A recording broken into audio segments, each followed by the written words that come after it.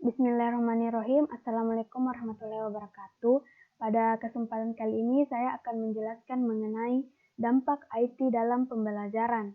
Sebelumnya, perkenalkan nama saya Serni Indah dengan NIM 182904218 dari kelas PTIKA Angkatan 2018. Baiklah, langsung saja. Materi pertama yang saya akan jelaskan adalah perkembangan teknologi informasi dan komunikasi. Nah, lantas bagaimana pengaruh IT pada aktivitas manusia? Tentu saja di zaman revolusi industri 4.0 ini, kita sudah tidak bisa lagi lepas dari yang namanya teknologi, apalagi dalam mendapatkan informasi, sehingga pengaruh IT sangat signifikan terhadap manusia. Untuk aksesnya pun sangat banyak, yaitu kita bisa menggunakan HP, laptop, digital, dan sebagainya. Kemudian untuk mengaksesnya, network yang bisa digunakan pun tidak hanya satu, yaitu bisa dengan kabel DSL, 3G, satelit, dan sebagainya. Kemudian yang dihasilkan dari teknologi informasi ini ada banyak kategori, bisa dalam bentuk game, e-commerce, komunikasi, musik, pendidikan, dan sebagainya. Nah, dari sinilah kita memanfaatkan IT dalam pengembangan pendidikan yang lebih baik karena pengaruhnya akan sangat besar. Nah, selanjutnya adalah e-learning. Apa sih itu e-learning? Nah, e-learning adalah cara pembelajaran yang menggunakan media elektronik seperti internet, intranet, dan satelit. Nah, untuk menyampaikan bahan ajar maupun interaksi antar siswa dan pengajar. Nah, salah satu manfaat dari e-learning ini yaitu memberi kesempatan bagi pembelajar dengan secara mandiri memegang seluruh kendali atas keberhasilan dalam proses belajar. Nah, adapun perubahan paradigma dalam pendidikan, yang pertama adalah from teacher-centered instruction menjadi to student-centered instruction. Nah, dulunya guru adalah sumber satu-satunya ilmu dan menjadi pusat pengetahuan. Nah, sekarang sudah berubah menjadi siswa sebagai pembelajaran sehingga peran siswa tidak lagi pasif. Yang kedua adalah from single path progression menjadi to multi-path progression. Dulunya lebih menekankan progres atau tugas satu arah, sekarang berubah menjadi lebih banyak keterkaitan. Kemudian yang ketiga adalah from single sense stimulation menjadi to multisensory stimulation. Dulu dalam pembelajaran dominan hanya melibatkan satu atau beberapa simulasi kepada siswa. Sekarang sudah berevolusi, yaitu dalam sistem pembelajaran itu melibatkan kerjasama dan kolaborasi semua sensorik atau indera dari siswa sehingga lebih kinestetik. Kemudian yang keempat adalah from single media menjadi to multimedia. Nah, dulu sumber pelajarannya hanya bisa diperoleh dari buku paket saja. Sekarang semua siswa sudah bisa mengakses melalui manapun untuk materi pembelajarannya seperti jurnal, internet, dan sebagainya. Nah, yang kelima adalah from information delivery menjadi to collaborative work. Nah, pembelajaran dulu lebih menekankan pada individual, sekarang mengutamakan kerja kolaborasi. Dan yang terakhir adalah from information delivery menjadi to information exchange. Nah, materi pembelajaran dulu sifatnya sangat pasif dan seperti disuapi, namun sekarang sudah berubah dan lebih kompresif dengan melakukan tukar informasi. Selanjutnya adalah konsep e-learning. Untuk konsep e-learning ada perspektif yang harus diluruskan dan diperbaiki tentang konsep e-learning ini. Banyak orang berpikir bahwa hadirnya e-learning ini hanyalah sekedar perubahan tanpa pembelajaran yang dulunya di kelas tatap muka, sekarang hanya lewat virtual tanpa tatap muka. Padahal sebenarnya konsep e-learning itu tidak sesempit itu. Faktanya, hadirnya e-learning ini adalah sebuah inovasi bagi para siswa agar bisa lebih mandiri. Bukan yang dulunya mereka diawasi dan dikontrol oleh guru dalam belajar, sekarang yang mengatur dan mengontrol pembelajaran adalah siswa itu sendiri. Ini lebih menambah keaktifan siswa dan tidak membatasi siswa dalam mengeksplorasi dirinya dalam belajar. Selanjutnya adalah typology of e-learning. Nah, untuk klasifikasi atau penggolongan e-learning, ada 4 klasifikasi e-learning, yaitu yang pertama adalah jika guru sebagai kontrol dari tugas yang diberikan adalah tugas spesifik, maka aplikasinya adalah dipimpin oleh seorang instruktur dan seringkali instruksinya itu dalam bentuk teks. Yang kedua adalah jika guru sebagai kontrol dan menggunakan strategi terbuka, maka bentuk aplikatifnya adalah pengembangan ataupun menekankan terhadap diskusi terhadap pembelajaran.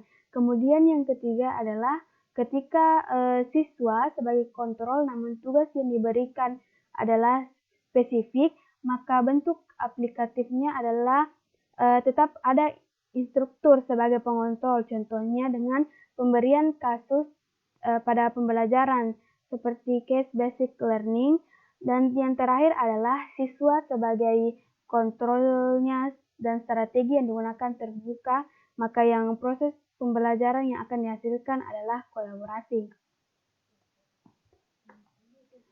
Nah, kuadran paradigma belajar mengajar.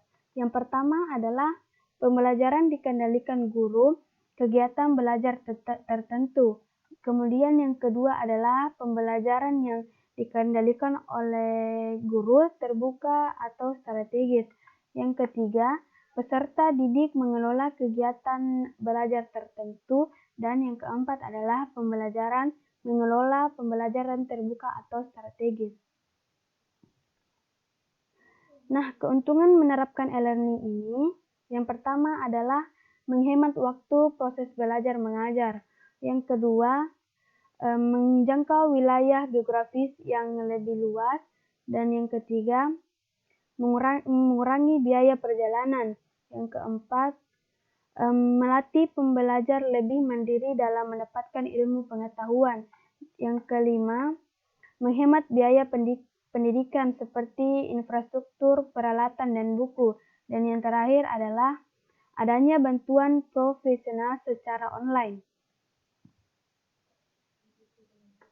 Selanjutnya adalah kekurangan dari e-learning.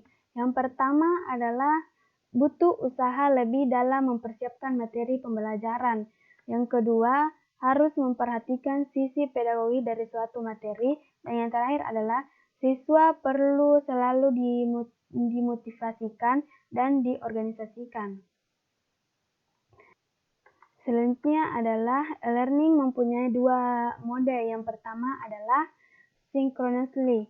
Nah, partisipan terlibat dalam pertukaran ide atau dengan partisipan lainnya pada saat yang sama. Contohnya chatting, face-to-face discussion. Yang kedua, asynchronously. Nah, asynchronously ini adalah partisipan terlibat dalam pertukaran ide atau informasi tanpa adanya ketergantungan dari partisipan lainnya pada saat yang sama. Contohnya email, blog, dan forum diskusi. Selanjutnya adalah kunci penting metode pembelajaran e-learning. Yang pertama adalah evaluasi. Evaluasi adalah adanya kriteria keberhasilan bagi siswa dan program. Yang kedua adalah interaksi. Adanya sarana untuk berkomunikasi siswa dengan siswa, siswa dengan pengajar, siswa dengan sumber lain. Yang kedua adalah instruksi. Adanya arahan tugas yang jelas. Selanjutnya adalah e-learning versus distance learning. Yang pertama adalah distance learning. Nah, pendidikan jarak jauh merupakan sebuah model pembelajaran yang terkendali waktu, tempat, dan sumber daya manusia melalui buku cetak, audio, video, dan komputer.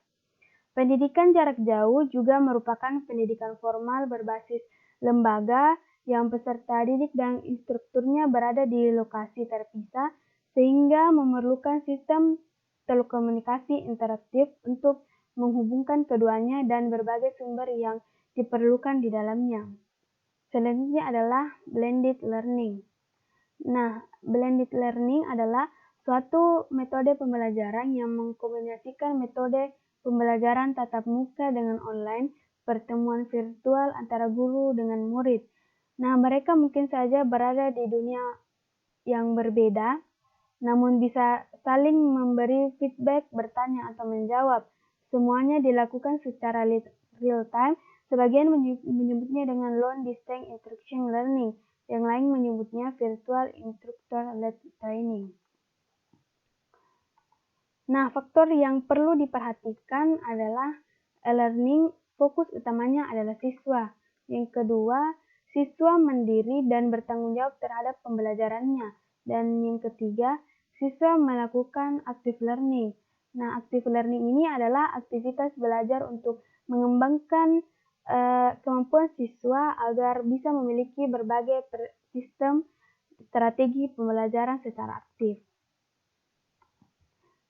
Nah, tujuan pengajaran yang pertama adalah menyusun bahan belajar, yang kedua mengemas menjadi bahan belajar online, yang ketiga berkomunikasi dengan siswa, yang keempat memberi tugas, dan yang kelima mendorong siswa untuk saling berkomunikasi, yang keenam menyediakan waktu menjawab pertanyaan, dan yang terakhir adalah mendorong siswa aktif berdiskusi. Nah, menurut Richard Otto, e-learning bukan hanya e-learning, tapi itu adalah sinergi informasi on demand, komunikasi multimedia, kolaborasi sosial, instruksi, penemuan, dan eksplorasi yang secara interaktif melibatkan pelajar dengan kesempatan belajar yang lebih besar. Nah, itulah tadi sedikit penjelasan dari saya. Semoga bermanfaat. Assalamualaikum warahmatullahi wabarakatuh.